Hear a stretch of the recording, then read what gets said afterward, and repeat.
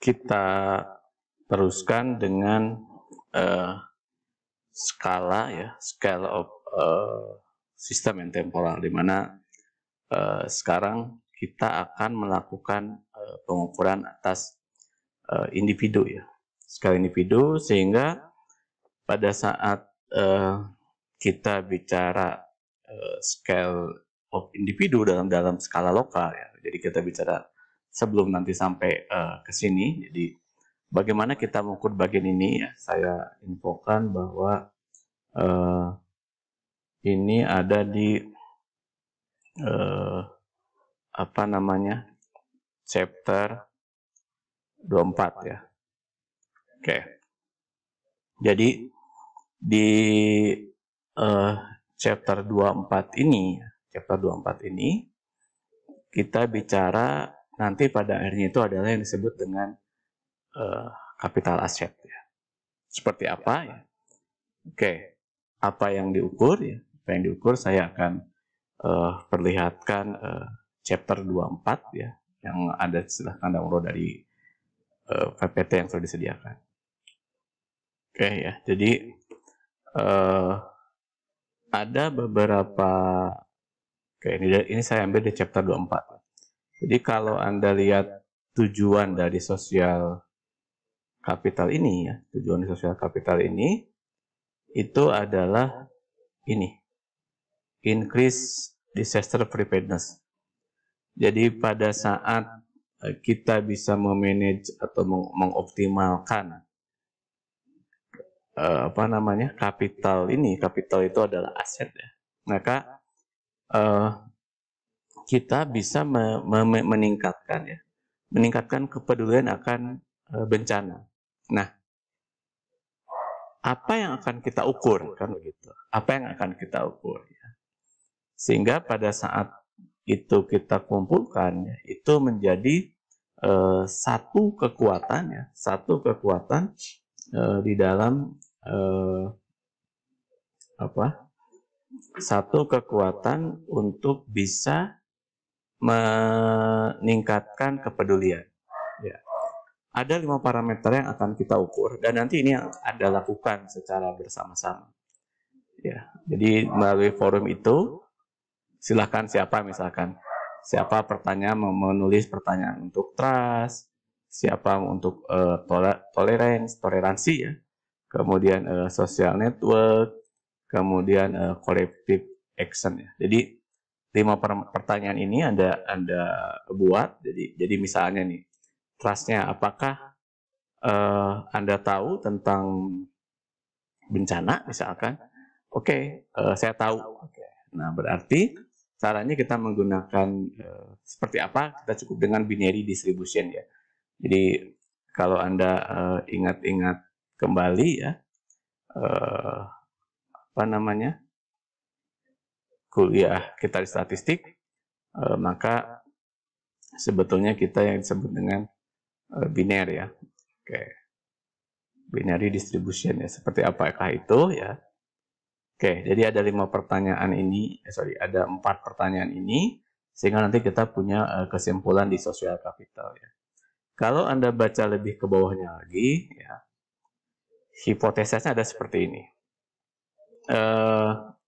Ya, jadi secara action of disaster preparedness theoretically correlated to social capital. Jadi kesadaran masyarakat akan bencana tersebut itu lahir dari 4 hal ya. Ini menurut pendekatan. Nanti Anda bisa cari pendekatan lain.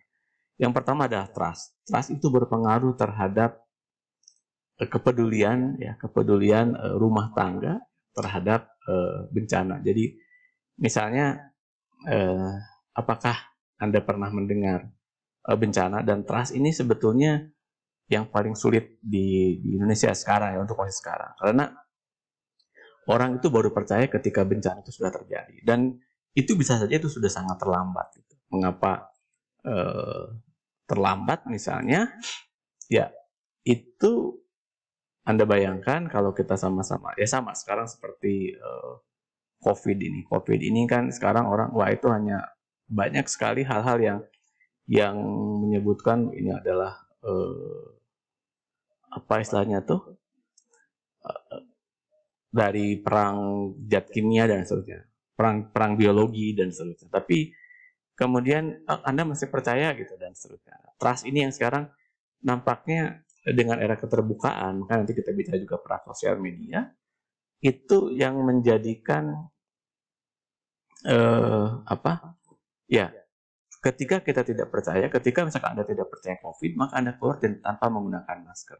Ketika Anda tidak percaya bahwa daerah Anda tersebut akan mengalami kebanjiran misalkan, sekarang siapa orang yang percaya rumah saya misalkan tidak pernah banjir, terus tiba-tiba karena ada terjadi perubahan tata guna lahan di bagian hulu, itu terjadi kemudian banjir, kira-kira begitu. Dan kalau kita bicara trust ini ya, dari pengalaman saya mengevaluasi beberapa kejadian bencana, masyarakat itu kadang-kadang memang dia tidak, terutama bencana-bencana yang sifatnya bencana meteorologi, bencana banjir bandang misalkan. Dia selalu mengatakan bahwa selama umur saya itu tidak pernah kejadian banjir bandang gitu.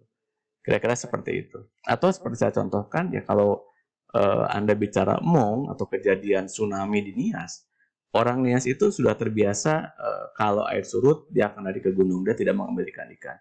Tapi kemudian kejadian tsunami itu dalam satu generasi tidak pernah terjadi. Jadi akhirnya di situ kepedulian masyarakat itu sudah hilang gitu ya. Sudah hilang bahwa karena dia tidak punya pengalaman. Dan trust itu bisa lahir dari experience gitu. Yang kedua adalah toleransi ya. Bagaimana orang itu terutama pada saat pengungsian ya. Ada beberapa pertanyaan yang nanti bisa Anda jawab di bawah. Yang ketiga adalah social network. Social network ini adalah hubungan kekerabatan ya. Kekerabatan antar tetangga. Nah, yang keempat ini collective action.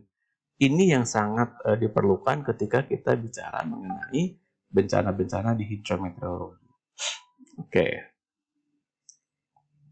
Ya. Metodenya dengan kode biner tadi, ini ada saya contohkan di bawah ya cara perhitungannya. Oke. Datanya apa? Oke. Nah, bagaimana kita cara mengumpulkan data? Pertama adalah Anda bisa lihat dari SRMS 2014. Dia mengambil beberapa data, tapi buat pertanyaannya Anda bisa cari ini di sini poinnya. To do this limitation, the study variable how know the rescue from disaster. Ya. Oke, Anda cari silahkan pertanyaan apa saja yang harus diajukan. Tapi kemudian karena tadi di atas menggunakan kode biner, maka pertanyaannya adalah 1 dan 0 di nilainya. Ya, pertanyaannya jika responden tahu tentang bagaimana menyelamatkan dari bencana, maka jawabannya ya. Tapi jika jawabannya tidak, maka dia kita kasih nilai 0. Kira-kira pertanyaan-pertanyaan itu yang Anda susun nanti. Ada beberapa pertanyaan.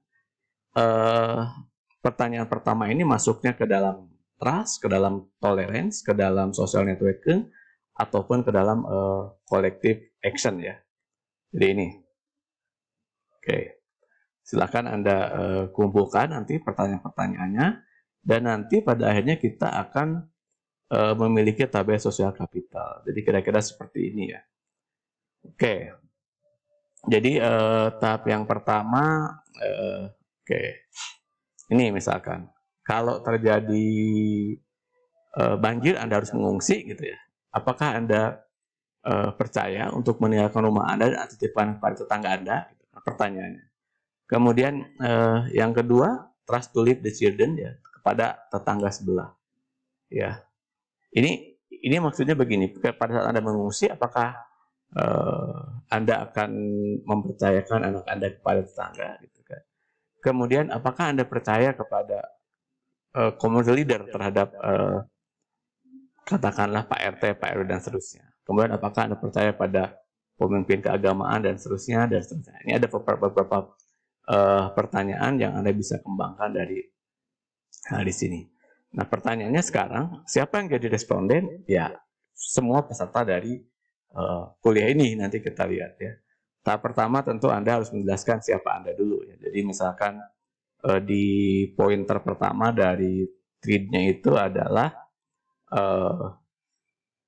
identitas ya, identitas responden. Ya, meskipun Anda tidak perlu menyebutkan nama ya, karena kita akan tahu nama di sana, tetapi adalah Anda tinggal di mana, ya. Dan yang kedua adalah bencana apa yang pernah Anda alami, ya. Itu. Kalau tidak ada, ya silahkan tuliskan tidak ada. Oke, kira-kira itu ya, itu daripada bagian yang pertama. Nah, nanti nextnya seperti apa akan kita coba teruskan.